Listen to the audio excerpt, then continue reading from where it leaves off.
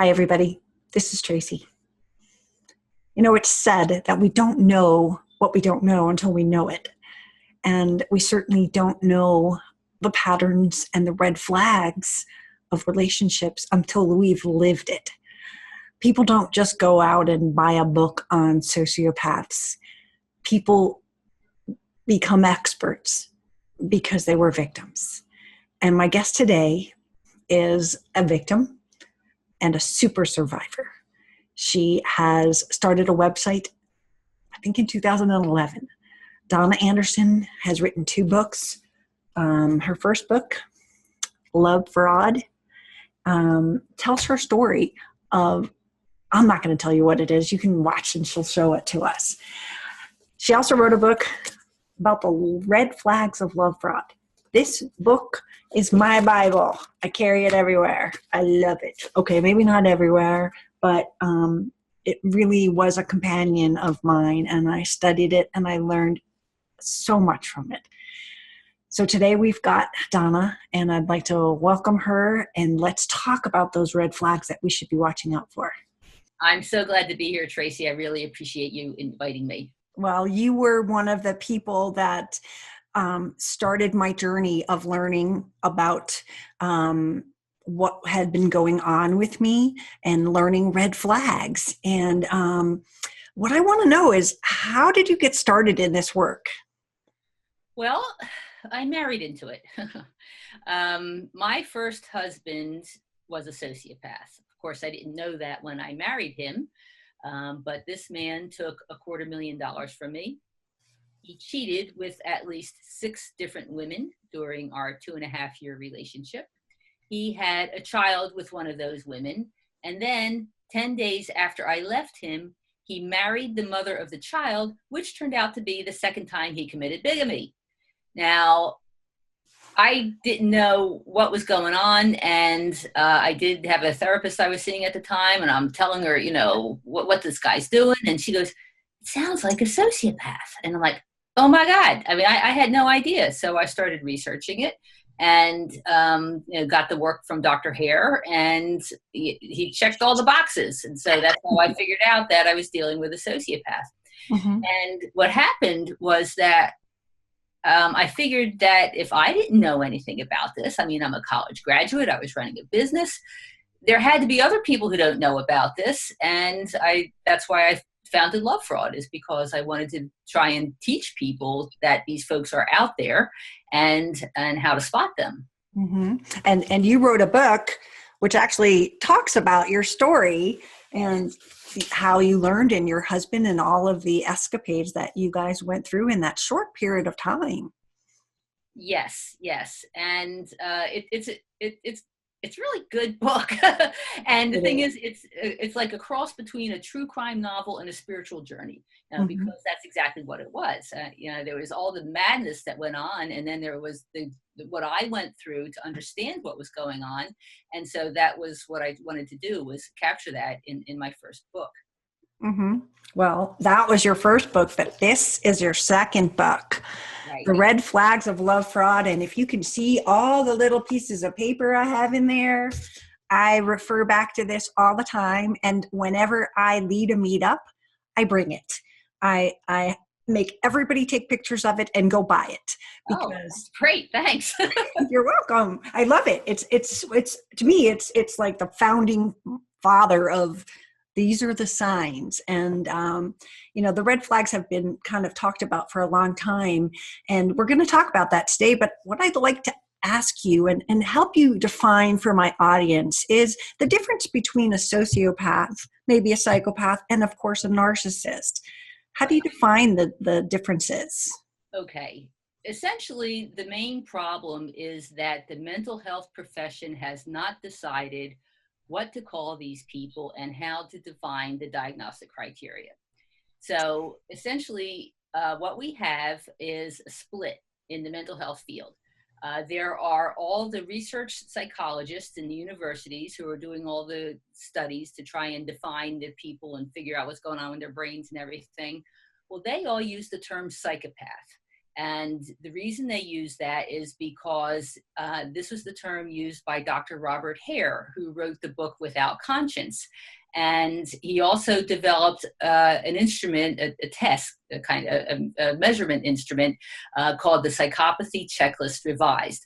And this is what people use, professionals use, in order to diagnose whether or not somebody, more precisely, their level of psychopathy, their level of disorder.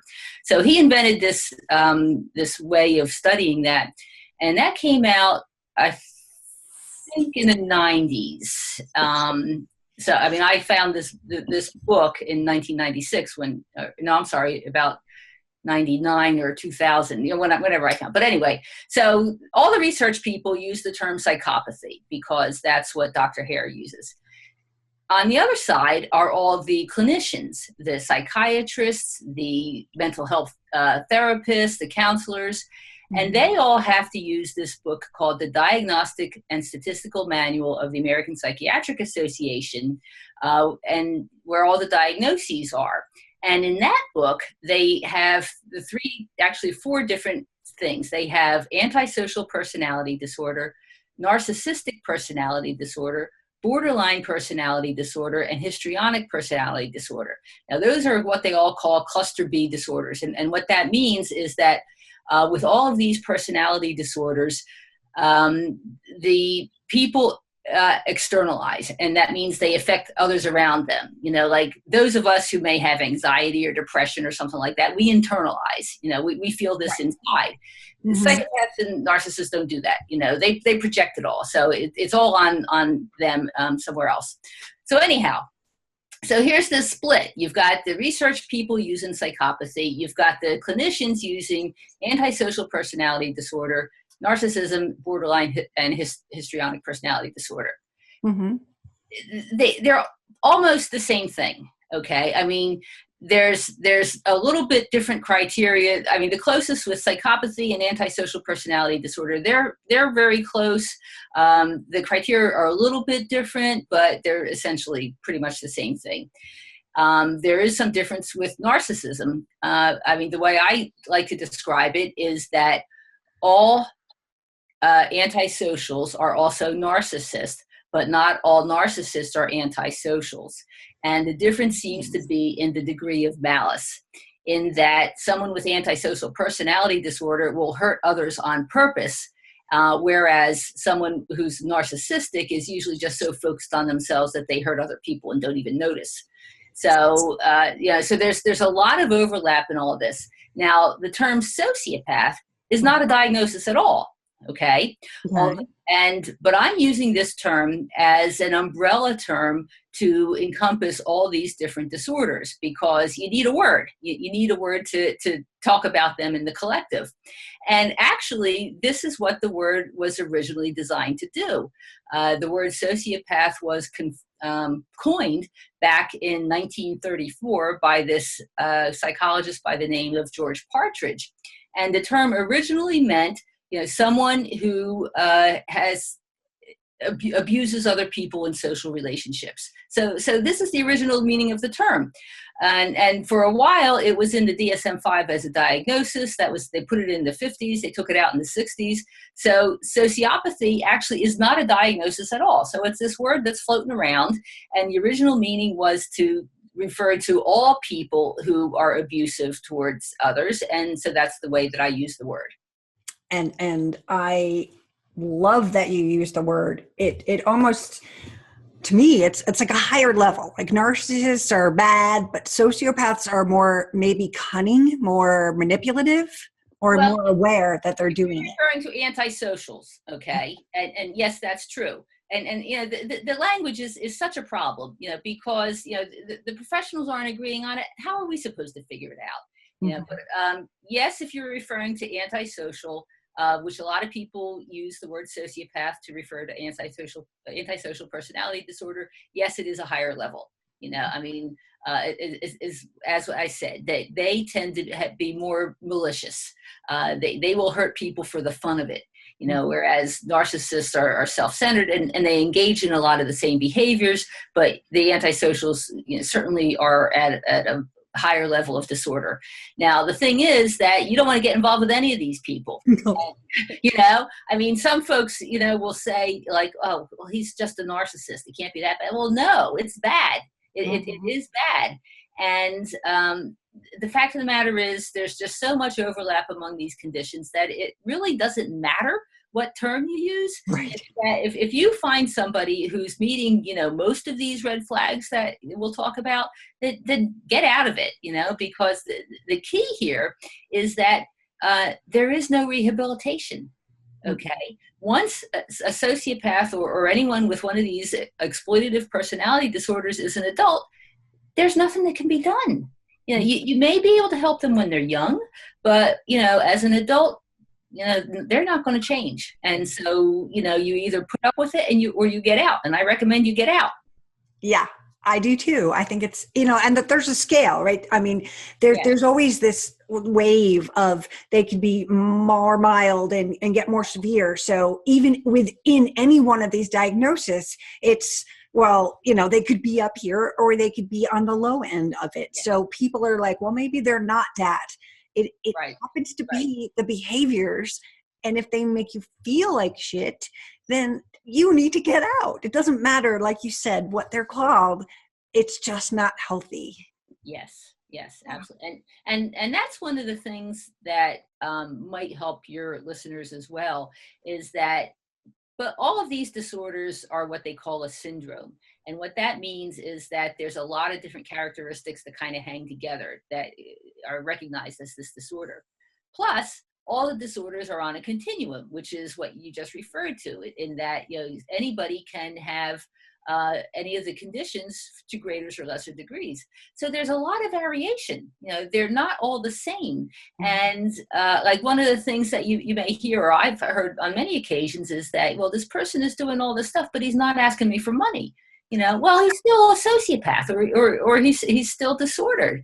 And it's actually the ones that are kind of in the mid-range that are the hardest to spot, because sometimes they can appear to be normal, sometimes they can appear to be showing real emotions. And, so that becomes very confusing for people. But, if the key is, if you're being mistreated, there's no point, it's like, get out. Yeah. And the whole overt, covert, I mean, we can label them all we want, but again, just leave, and certainly protect yourself. But what I want to know is what makes victims vulnerable to narcissists, because not everybody's a victim, but some people like myself are victims over and over and over. Right. Okay. Well, we all have vulnerabilities, okay? I mean, if you want something, that's a vulnerability. So, we're human, we all have vulnerabilities. And what sociopaths do, and I'm referring to this in the collective now, what they do is they target your vulnerabilities. Essentially, what happens when a sociopath meets you, first of all, they figure out if there's anything that you have that they want. Then they try and figure out what your vulnerabilities are. Then they try to use your vulnerabilities to get you to give them what they want. Now, absolutely anything can be a vulnerability. Now, certainly, if you are lonely, I mean, that's a key one. If you're lonely and essentially looking for a romance, you might as well figure out that you're walking around with a big bullhead target on your forehead, because you are, because sociopaths manage to pick that up right away. If you have a situation where you're grieving, maybe you lost somebody, a partner or a spouse, or even a family member or your pet or anything like that, that's a vulnerability. If you need assistance, perhaps you lost your job or anything along those lines. I mean, anything can be a vulnerability. And, sociopaths will just come in and promise you the world and make themselves out to be your knight in shining armor that's going to take care of all your problems. Now, some vulnerabilities are not as noticeable.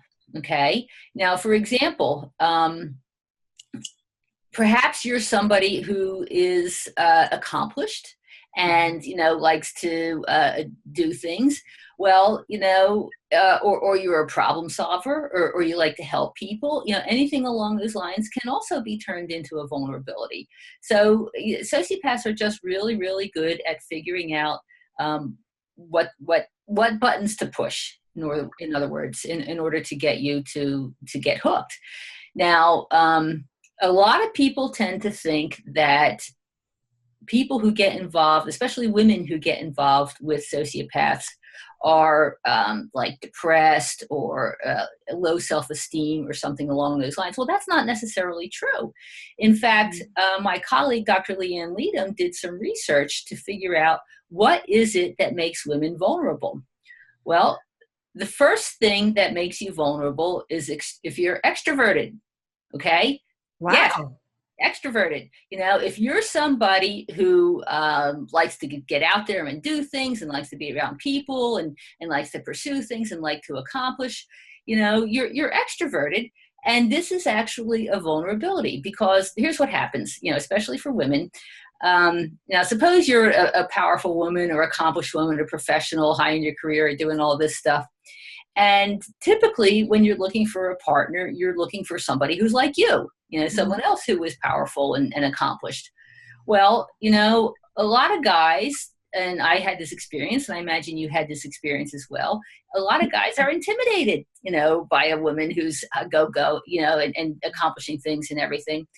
But guess who's not intimidated? Sociopaths. Because they're the same way. They're outgoing and they're, have a lot going for them. They're magnetic and everything like that. And so the extroversion actually becomes the point of contact, between the sociopath and an accomplished woman. So that's one thing. Now, another vulnerability is investment in relationships. Women who tend to get involved with sociopaths tend to be highly invested in relationships. It's very important to them. They want to do whatever they can for the good of the relationship. So that becomes a vulnerability. And then the third thing that becomes a vulnerability is cooperativeness. And that's one of the things that the study found, is that the women who became involved with sociopaths scored like in the 95th percentile or something like that on cooperation. Wow. Yeah. So we're talking extroversion, cooperation, and investment in relationship. I mean, do they sound like flaws? No, but these are the type of things that the research has shown that become vulnerabilities for women. I mean, there was no comparable research with men, but at least for women, I mean, this is what happens, and this is how you become vulnerable. Yeah, I know that for me, I had just gone through divorce number 1 with my son's dad when narcissist number 2 came along, and I had just divorced him when narcissist 3 came along. And I was in that very fragile, what am I going to do with my life? How do I start all over? Who's going to love me? I've got a stamp on my head that says 2-time loser. And they just came with that whole sweep you off your feet, charmed you. And that leads us into what your red flags are, because the first one is charisma and charm. And everybody that I have ever talked to, they start with that. Mm-hmm, mm-hmm. Yes. Charisma and charm, yes, is number 1. And, sociopaths are very magnetic. They always know what to say. They never miss a beat. And, that's why they're charismatic and charming. Mm-hmm. Yeah. And it charms into your heart.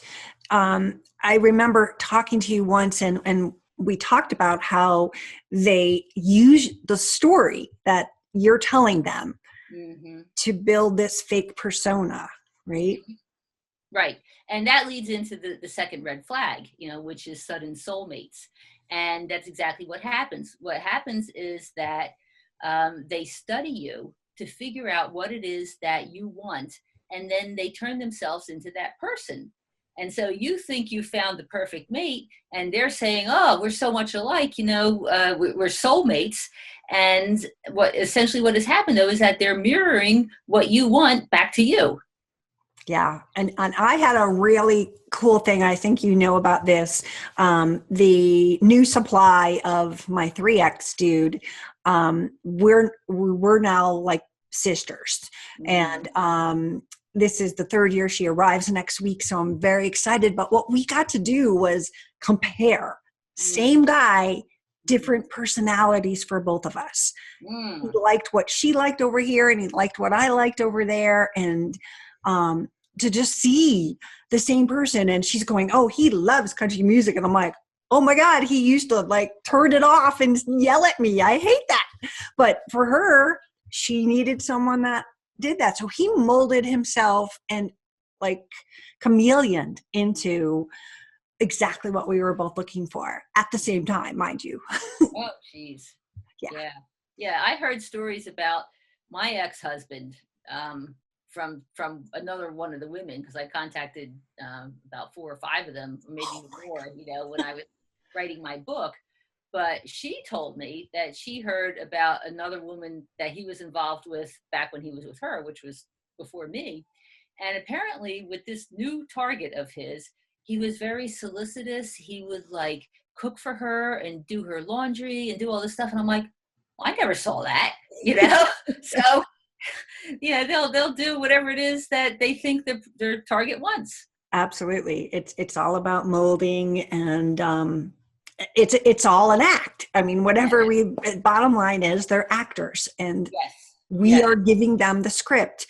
But like when we meet someone, and we're telling them, oh, we like this or we like that. I mean, how do we know if they're using it as a script or if it's real? Because that's a normal thing to do, is to share your dreams and where you've been and what has happened. How do you know? Yeah, well, you do have to be cautious, but the key is to first of all know that they exist. All right. I mean, this is the biggest reason why people end up in relationship with sociopaths. I mean, nobody does this on purpose. Nobody intentionally picks someone that's going to be abusive and everything else that goes on. But the reason we fall into it is because we don't know that they exist and we don't know the warning signs. So the thing is to educate yourself to the warning signs. And, we have 10 of them that we go through. And the key to it is that you kind of have to see pretty much the whole picture. I mean, 8 or 9 or something like that. But if you know that they exist and know the warning signs, the next way to protect yourself is to trust your instincts. Because typically what happens is that we get a message, we hear, internally, early on in the involvement that, something's not quite right. But, because we don't have the empirical knowledge of what the warning signs are, and because they're so good at, talking themselves out of whatever you may have noticed, we discount that. But the fact of the matter is that our intuition is what's going to protect us. So, if you get the sense that, gee, everything I say he loves, and this is a little weird, then you have to start paying attention.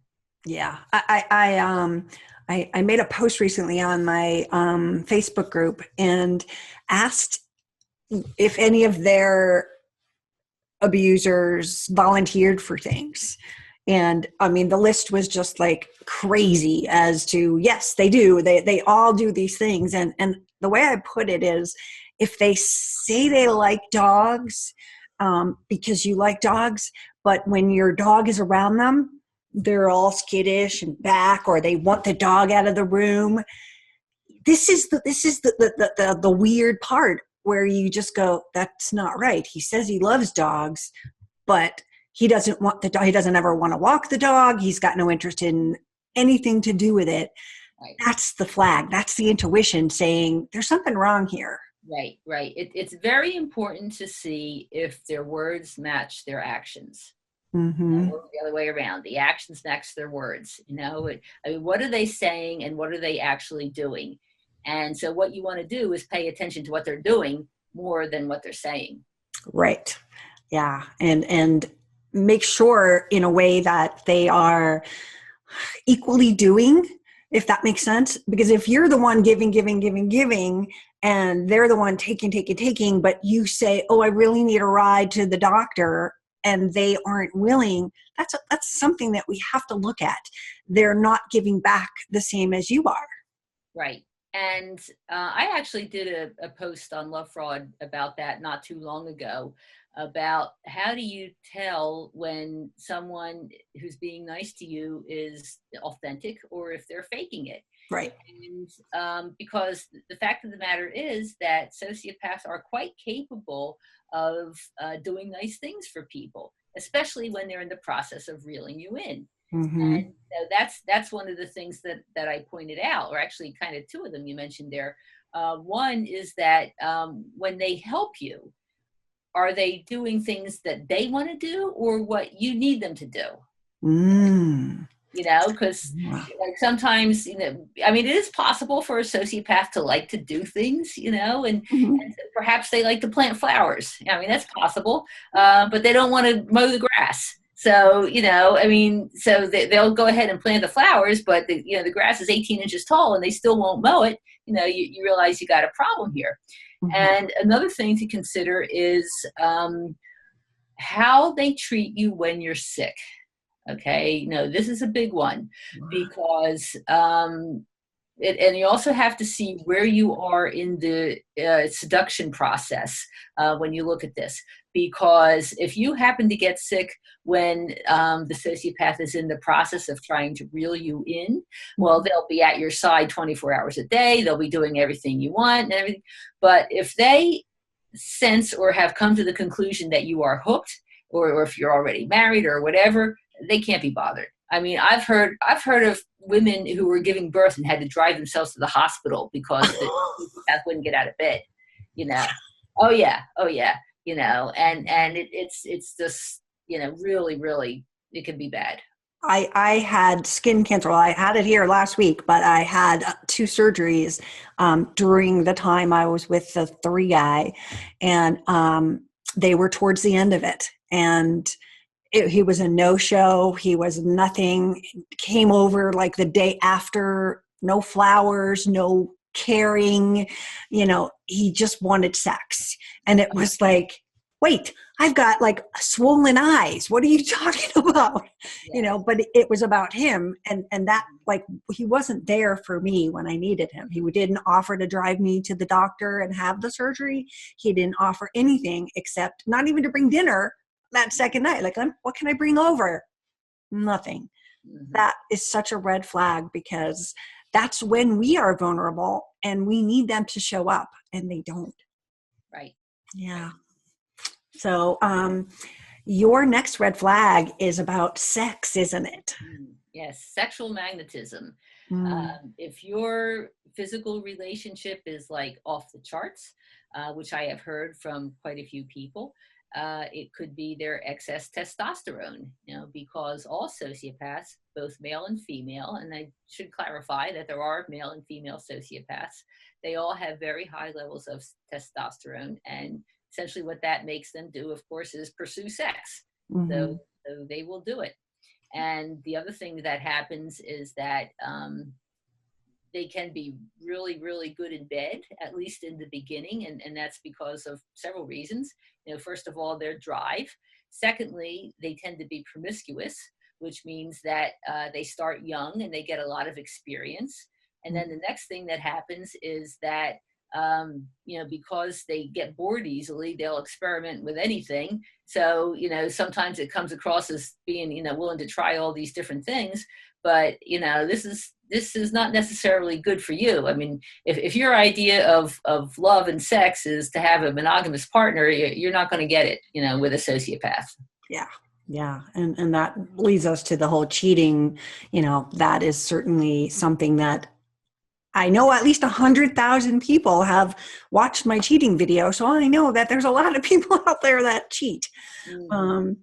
But that doesn't come first. Before they start cheating, they're roping us in, and we know it as love bombing, right? Yeah, and that's a real key red flag. Love bombing means they shower you with attention. They tell you how wonderful you are. They want to be with you 24/7. And the objective here is just to make it so that, you know, you feel like you've loved like you've never been loved before. And they just pour it on, and it's a really big red flag. Yeah, my husband actually, I look back now, I didn't know then, but he love bombed my child in order to get to me. Mm. And, just took him under his wing and, gave him a $2,000 Halloween party. And, how could I not think, oh my God, this man loves my child? And I look back now after that initial part, he was not nice to my child. But I look at it and I see love bombing, and that was part of the hooking of me, because my vulnerability was, now I'm a single mom. What am I going to do? Oh no. And so that was his solution, was to look how much I love your kid. So that's something people have to really be aware of. If they are a single mother, a single father, you want the person to love your child, and they're going to use that against you. Mm-hmm. In fact, a lot of sociopaths use kids essentially as props, in order to go out and find another target. Really? Oh yeah. Like when they're divorced and it's their weekend to have the kids, they bring the kids along essentially to go looking for another woman. So, oh yeah, that happens. It's like a puppy. You can just walk the puppy at the park. Yes. That's horrible. That's just horrible. Yeah. I haven't really thought about that, but yay.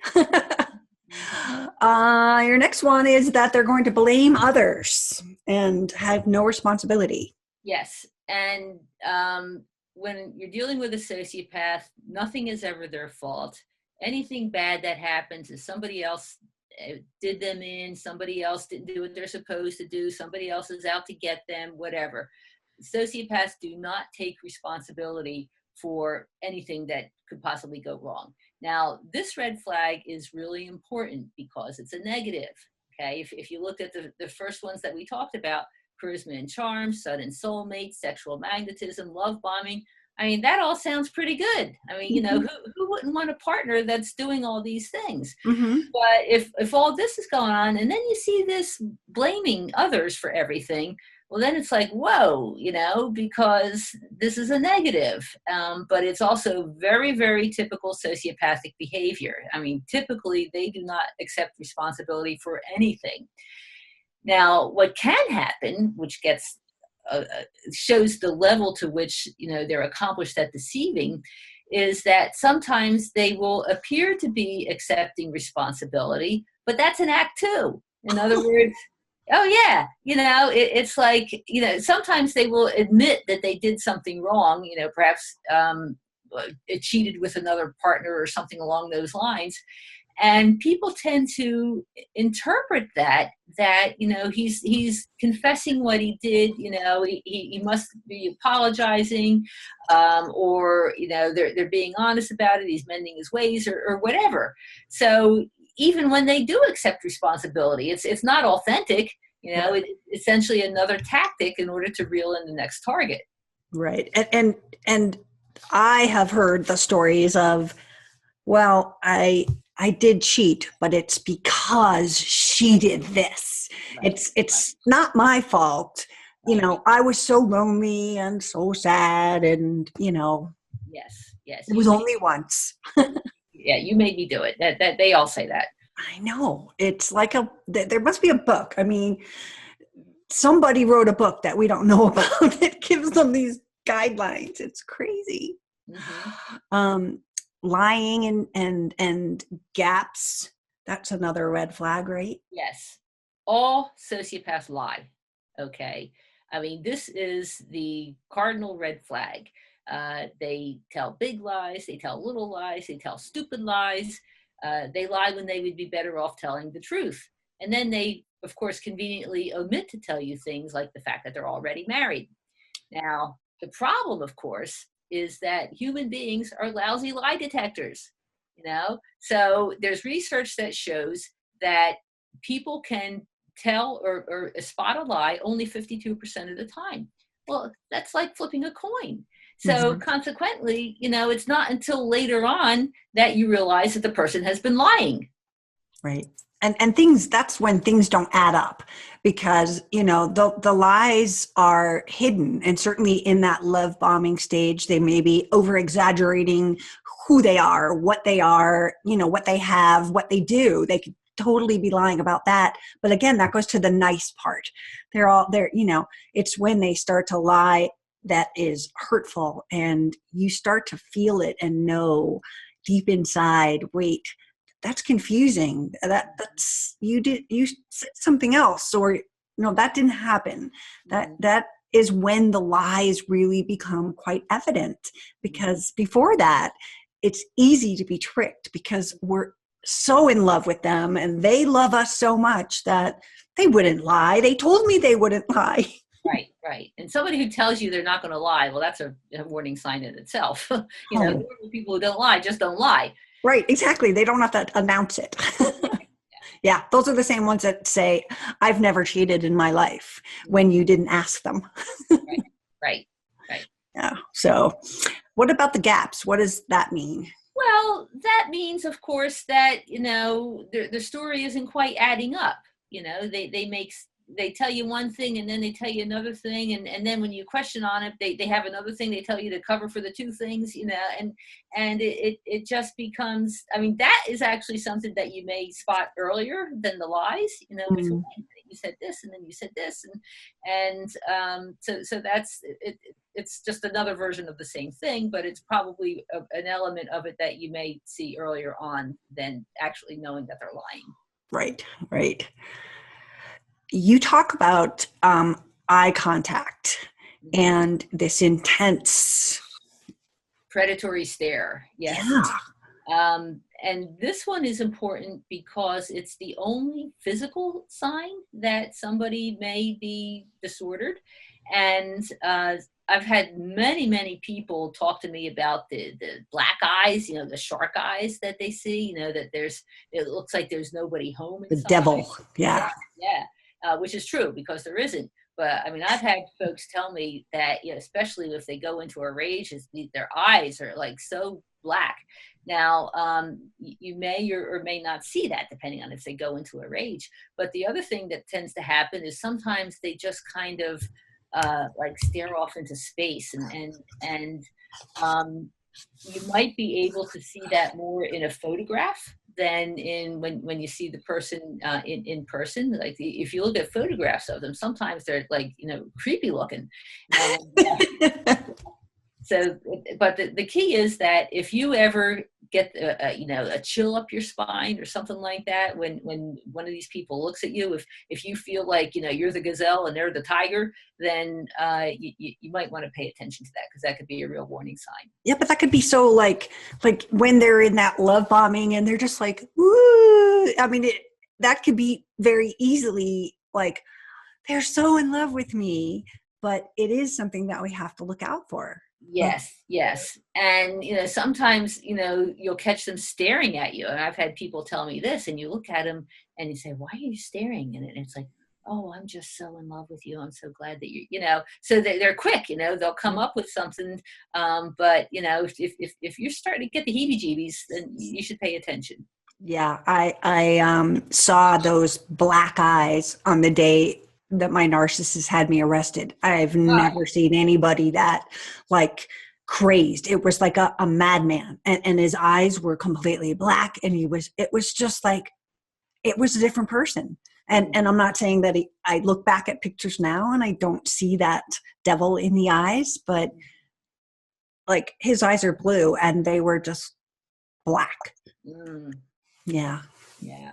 So, all right, we have the moving fast red flag. Yes. Moving fast to hook up. Typically, a sociopath will sweep you off your feet in a whirlwind romance.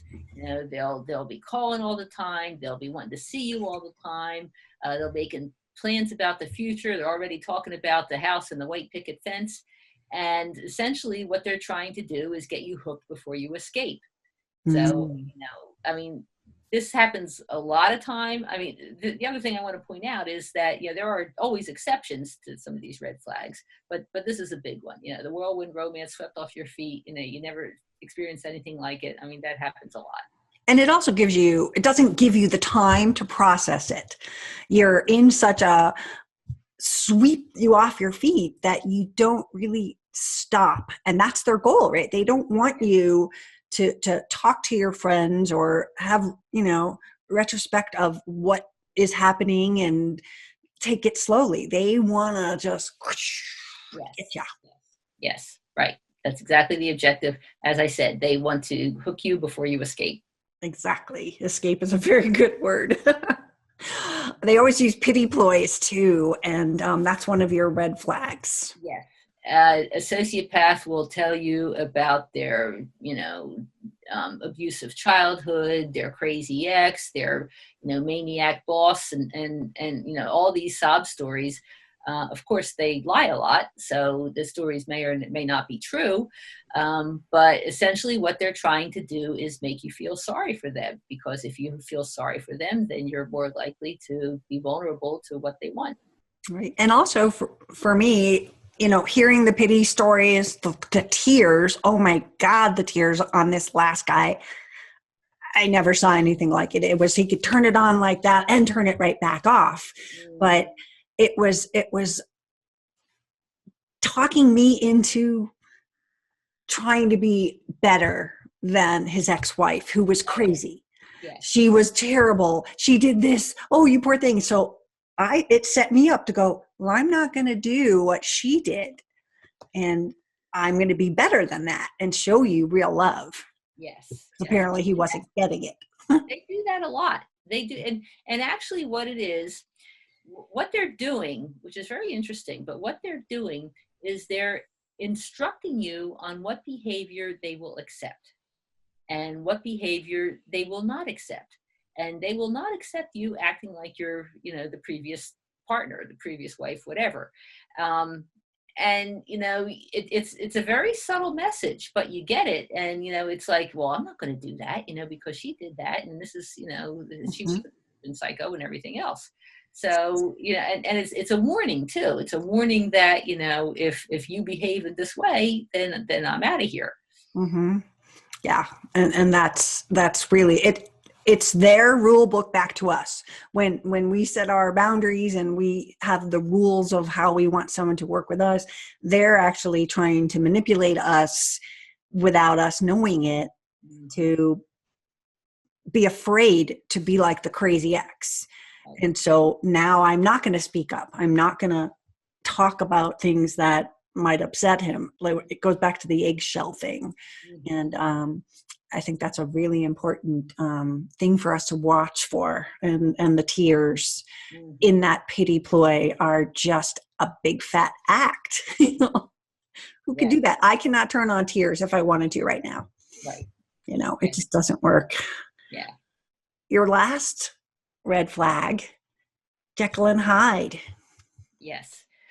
With a sociopath, sometimes they love you, sometimes they hate you. The next minute they could hate you. It changes instantly, like flipping a switch, and you have absolutely no idea what happened.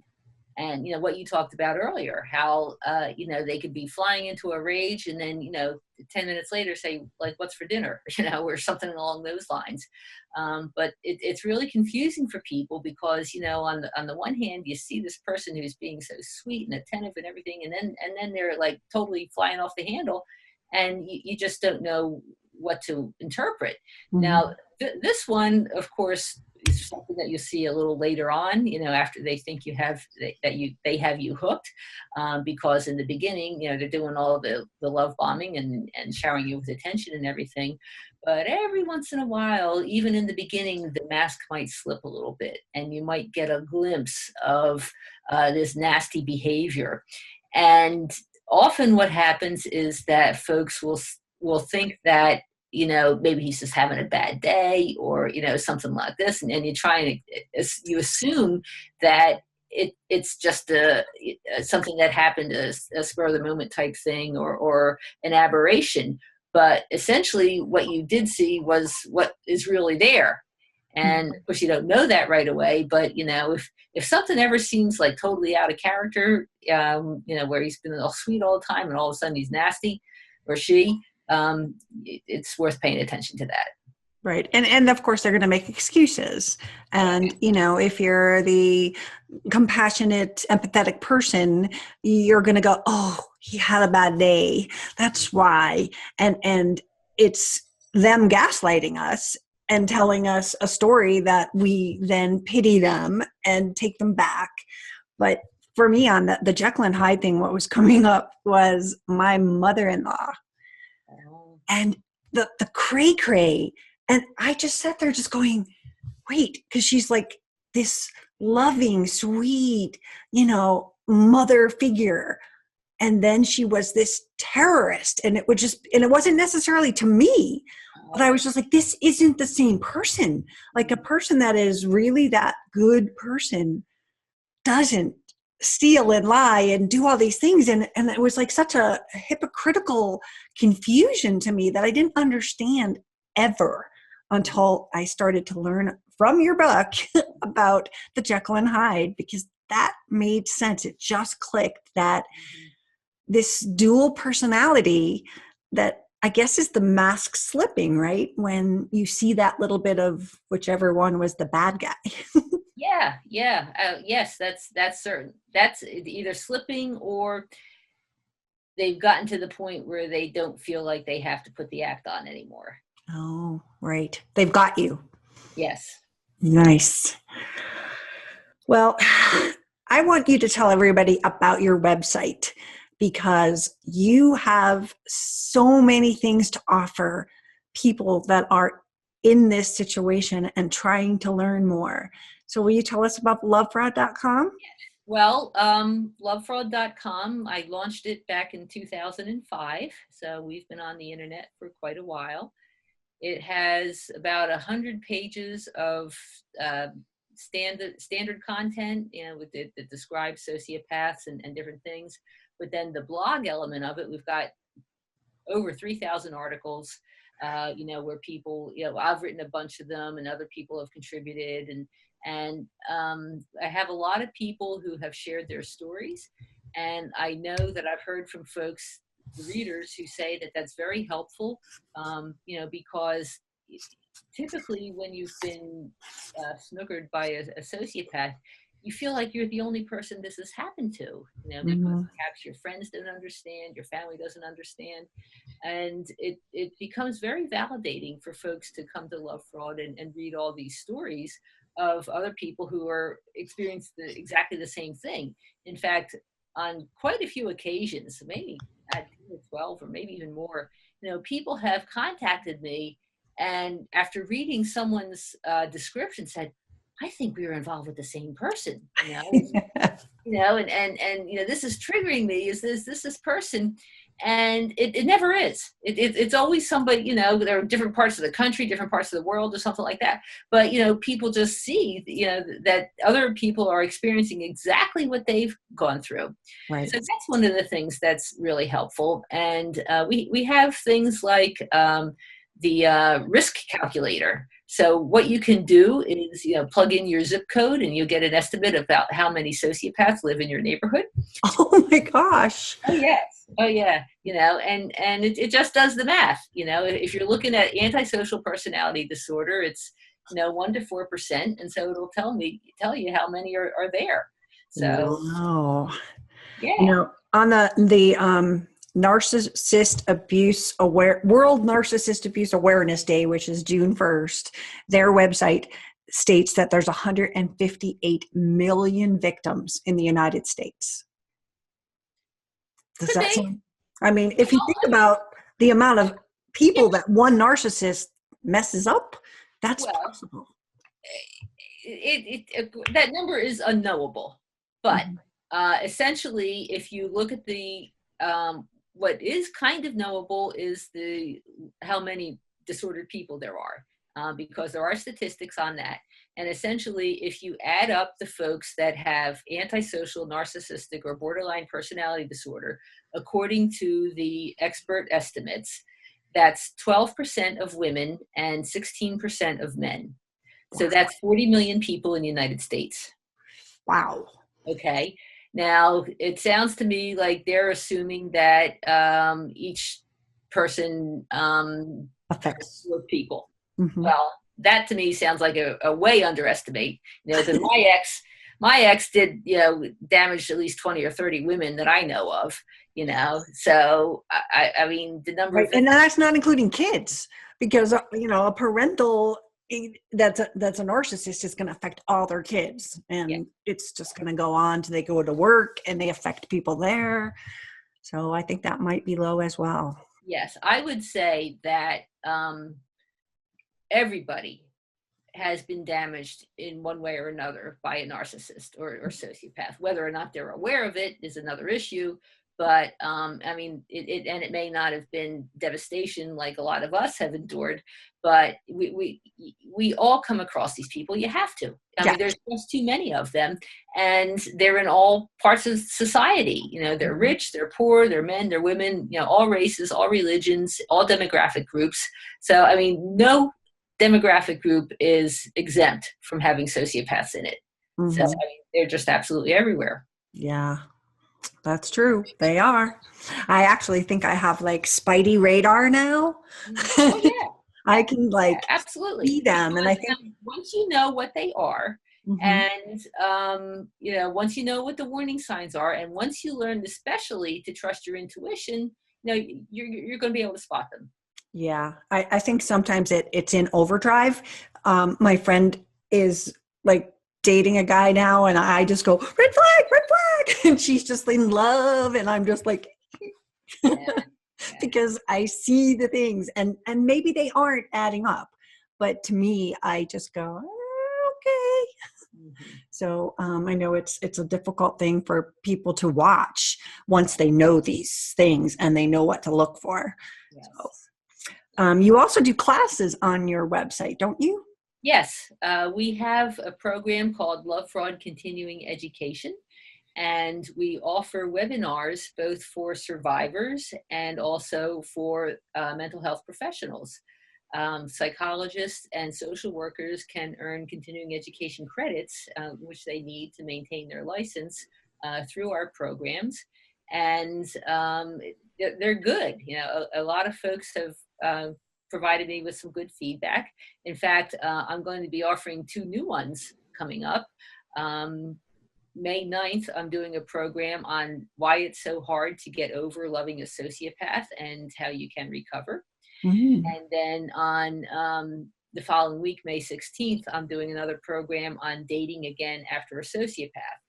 And essentially, talking about what you need to be aware of so that if you want to get back out into the dating world, that you don't pick up another one.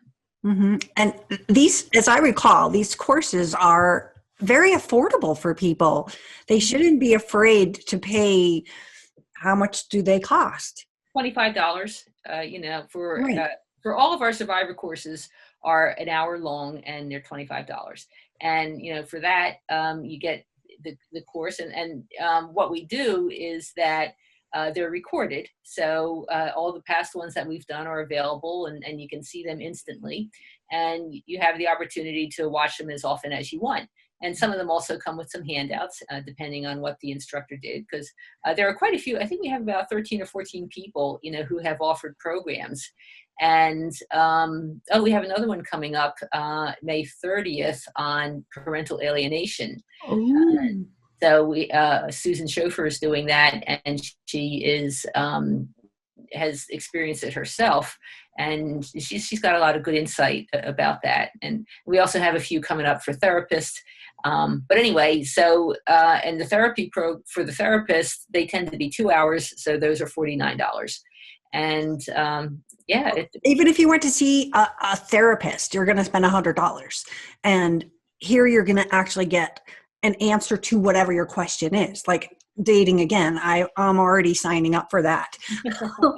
But I think that the difference is that is so affordable, and when we tell people that they need to do the work, it's inner work, it's stuff like that, it's understanding things that are beyond sometimes learning about them. It's how do we move on?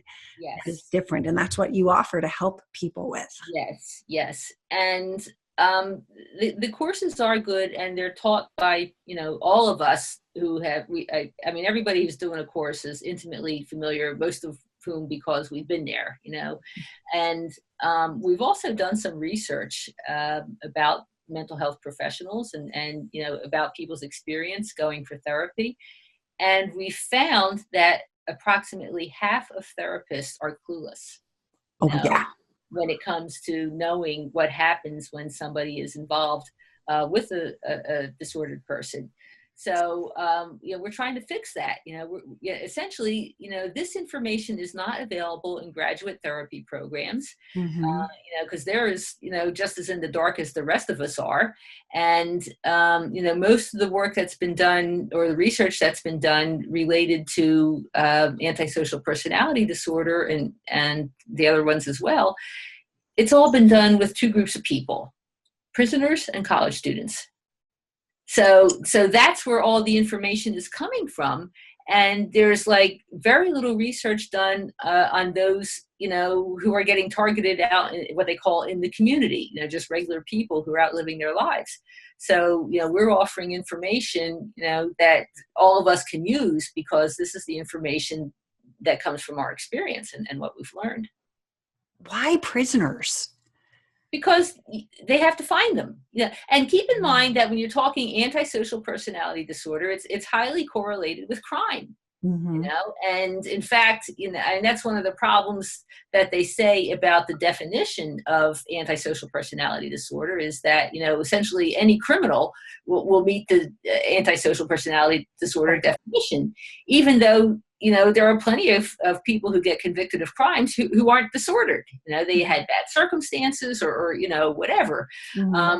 But, because people think that, it's so related to crime, and they're looking for an audience, and it's a captive audience, when they're doing research on prisoners. Like most researchers, they can't find these people. I mean, sociopaths and narcissists don't show up for therapy. They don't think there's anything wrong with them. Right. And, so it's very unlikely, or put it this way, the only people who, therapists who have like clinical information is because, either they're working in the prison system or some judge has ordered the guy to go get therapy. I mean, most sociopaths are not willingly going to therapy because they want to be better. They're just, they think they're just fine. Thank you very much. Right. And when they do go, like if you're married to one and they do go, they're going to con, love bomb, and trick and lie to the therapist and win them over. And then go to you, told you I'm fine. Yes. Yeah. And they literally do that. I mean, our research confirmed that they will snow the therapist. They will try to control the sessions. They will try to align themselves with the therapist against the partner. And because many therapists don't understand what's going on, they fall for it. So, I mean, I mean, you do not go to therapy with an abuser. I mean, period, the end. Nothing good can come from it. And, but unfortunately people still try and often, in fact, we had some research, I can't quite remember the number. I think it was maybe 35% of people who went to couples therapy with their partner said that it made matters worse. Wow. Really? Yes. Because the the sociopath got mad at them, or? No, what happens is that, because you're in therapy, you're revealing stuff. And the person is sitting there, the disordered person, well, they take whatever you reveal in therapy and use it as a weapon to come after you, for something else. Right. True. Forgot about that.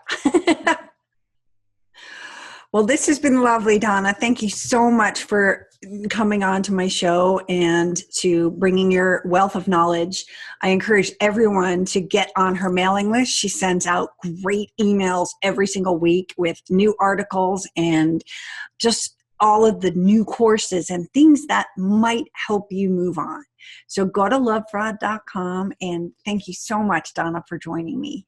Thank you, Tracy. I really appreciate the opportunity. Thank you. Thank you so much for watching today. And if you like this video, please subscribe. I love getting new subscribers. If you leave a comment, I usually answer them. If you're wondering if you are with a narcissist or a sociopath, I've got a quiz on my site that will help you kind of look at some of these things and help you figure out what you need to do to move forward. If you're just learning, there's a lot of information that you can learn on my website, narcissistabusesupport.com. If you're ready to move on, just like don't understand why they keep coming into your dreams, or you can't get rid of them. They're like glue, and you just want to be yourself again. I've got some great stuff on my website. I have gathered experts that have given us some tools that are going to move you to the next place, to help you get rid of that anger, free yourself from the binds of the PTSD that make you walk into a room and forget where you are, that keep you hypervigilant and you just don't know what to do. When you got these things and you're so close to the edge and you don't know what to do, turn to my website and check us out, narcissistabusesupport.com.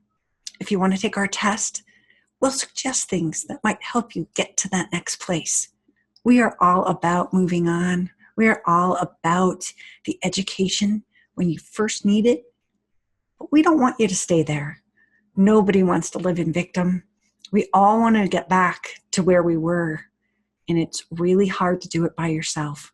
We weren't taught these tools, and once we've been crushed by a narcissist or a sociopath, it's really hard to do on our own. So visit my website and let's see how we can help you. This is Tracy. That's all I got. Have a great day. Thanks for watching.